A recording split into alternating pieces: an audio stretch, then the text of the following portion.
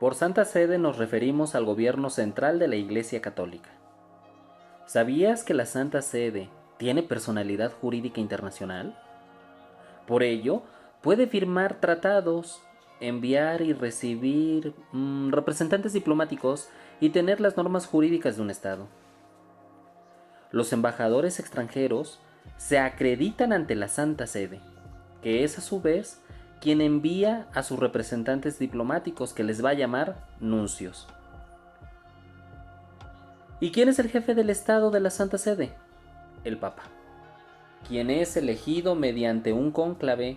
Actualmente es el Papa Jorge Bergoglio, quien adoptó el nombre de Francisco, y el cardenal Pietro Parolin, quien tiene la función de un primer ministro o también llamado jefe de gobierno, que viene siendo su mano derecha. Así como muchos países, la Santa Sede va a dividir sus poderes. Esta división es de la siguiente manera: un poder legislativo, que lo va a ejercer el sumo pontífice, el Papa. Él publica las leyes y los reglamentos en el boletín oficial de la Santa Sede, el Acta Apostolicae Sedis. El poder ejecutivo lo va a ejercer el presidente Goberatori, lo ejerce el presidente Gobernatorato, actualmente el cardenal Giuseppe Bertelo, y su secretario el monseñor Fernando Verges Alzaga. Respecto al poder judicial, este es ejercido por órganos constituidos según el ordenamiento jurídico del Estado. Tiene un juez único, un tribunal de primera instancia y un tribunal de segunda instancia, que es la Corte de Apelación, el Tribunal Supremo, la Corte de Casación, y órganos competentes según el procedimiento civil y penal que sea vigente.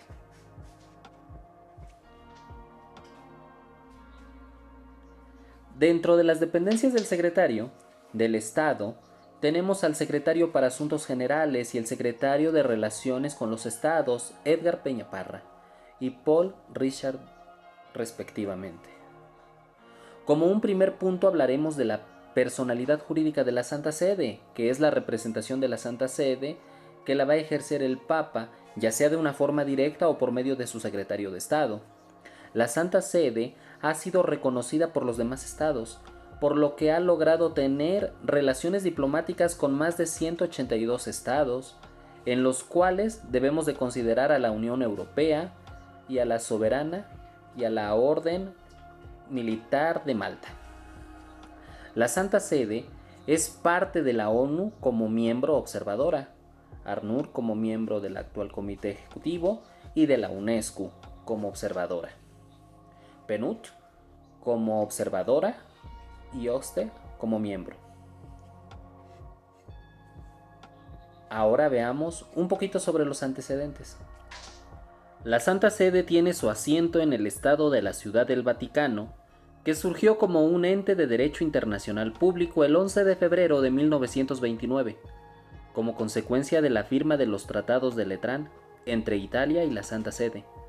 Mediante dicho instrumento fue reconocida la soberanía del Papa sobre el territorio de la Ciudad del Vaticano y algunos templos de la ciudad de Roma, además del Palacio de Castel Gandolfo. Desde antes de que existiera el Estado de la Ciudad del Vaticano, la Santa Sede ya sostenía relaciones con diferentes gobiernos, enviados diplomáticos ante la Santa Sede con un cierto grado de estabilidad. Se registran desde finales del siglo XV y fue en el siglo XVI cuando comenzaron a establecerse representaciones permanentes. Sobre los acuerdos de Letrán. Los acuerdos de Letrán firmados el 11 de febrero de 1929 por Benito Mussolini y el cardenal Pedro Garaspi, como plenipotenciarios de Víctor Manuel III y Pío XI, respectivamente, y ratificados 4 meses más tarde. Estos acuerdos tienen el carácter de bilaterales y fueron recogidos en la nueva Constitución italiana de 1947. Los acuerdos de Letrán son 3. Un tratado político relacionado con las nuevas garantías de independencia política, un concordato relativo al régimen eclesiástico y una convención financiera. para la regulación de los créditos de la Santa Sede que hacía valer en razón de las confiscaciones sufridas por parte del gobierno italiano. De estos acuerdos es el Tratado de Letrán, en el que se reconoce la personalidad jurídica de la Santa Sede, su personalidad internacional, y da origen a la creación de un nuevo sujeto internacional, que es el Estado de la Ciudad del Vaticano. Veamos ahora 3 de estas disposiciones de dicho tratado. 1. Italia reconoce la soberanía de la Santa Sede en el dominio internacional como un atributo inherente a su naturaleza, en conformidad con su tradición y con sus exigencias de su misión en el mundo. 2. Igualmente, Italia reconoce a la Santa Sede el derecho de delegación activo y pasivo, obligándose a ambas partes a establecer relaciones diplomáticas. En el hecho, la Santa Sede mantiene misiones diplomáticas en muchos países. Los jefes de misión de la Santa Sede, que tienen rango más alto, son los nuncios. Respecto de los estados con los que la Santa Sede no mantiene relaciones diplomáticas, esta envía un delegado apostólico, el cual es representante del Papa ante la Iglesia local. Se le conoce a la Santa Sede, 3, como la propiedad plena y la soberanía exclusiva y absoluta sobre la Ciudad del Vaticano, para garantizarle de esta forma la independencia completa de todo el poder temporal. Después de estos acuerdos de Letrán, la Santa Sede puede actuar en el plano internacional con un doble título, como órgano supremo de la Iglesia Católica y como órgano supremo del Estado de la Ciudad del Vaticano. En consecuencia, la Santa Sede es reconocida y participa en diferentes organizaciones. Tras recordar que la libertad, la justicia y la paz en el mundo tienen por base el reconocimiento de la dignidad intrínseca y de los derechos iguales e inalienables de todos los miembros de la familia humana, el Papa señaló su deseo de centrar su discurso en la Declaración Universal de los Derechos Humanos, invitando a impulsar el diálogo y la negociación para superar y resolver los conflictos y diferencias, en lo que en varias ocasiones ha calificado como Tercera Guerra Mundial atroces. El Santo Padre recordó Ucrania, la península coreana, Siria, Irak, Yemen, Afganistán, las recientes tensiones entre israelíes y palestinos, el estatus de Jerusalén, el continente africano. Después de haber recordado las zonas afectadas por la guerra, con la inevitable consecuencia de la pérdida de seres queridos, el Santo Padre dedicó un recuerdo especial a las familias y al derecho que tienen a la protección por parte de la sociedad y del Estado, como lo señala el artículo 16 de la Declaración Universal de los Derechos Humanos. Por desgracia, señaló el pontífice que se sabe que la familia, especialmente en Occidente, es considerada como una institución superada. Frente a la inestabilidad de un proyecto definitivo, hoy se prefieren vínculos fugaces, pero una casa construida sobre las arenas de los vínculos frágiles e inconstantes no se mantiene en pie. Como un último punto de este video sobre la Santa Sede, queremos hablar sobre la Soberana Orden de Malta, que es una de las más antiguas instituciones de las civilizaciones occidental y cristiana, como orden religiosa de la Iglesia Católica desde 1113 y sujeto de derecho internacional. La Soberana Orden de Malta mantiene relaciones bilaterales con más de 100 estados y con la Unión Europea, así como una misión permanente de observación ante las Naciones Unidas. Es neutral, imparcial y apolítica.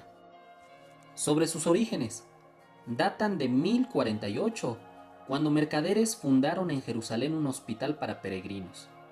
El lugar fue consagrado por Juan el Bautista, por lo que su nombre completo fue Orden del Hospital de San Juan de Jerusalén.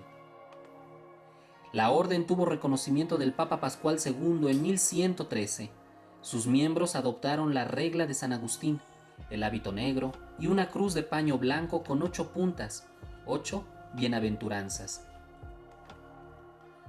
Sus objetivos: En su constitución se estipula que es religiosa laica porque cuenta con miembros laicos y no obliga a vida en común, soberana, militar, caballeresca, de tradición nobiliaria, con personalidad jurídica aprobada por la Santa Sede y sujeta a derecho internacional. La Orden expide pasaportes y da personalidad jurídica a sus organismos públicos. Se concentran en actividades de sus voluntariados, asistenciales, sanitarias y sociales. No cuenta con un territorio determinado ni con cuidados no institucionales.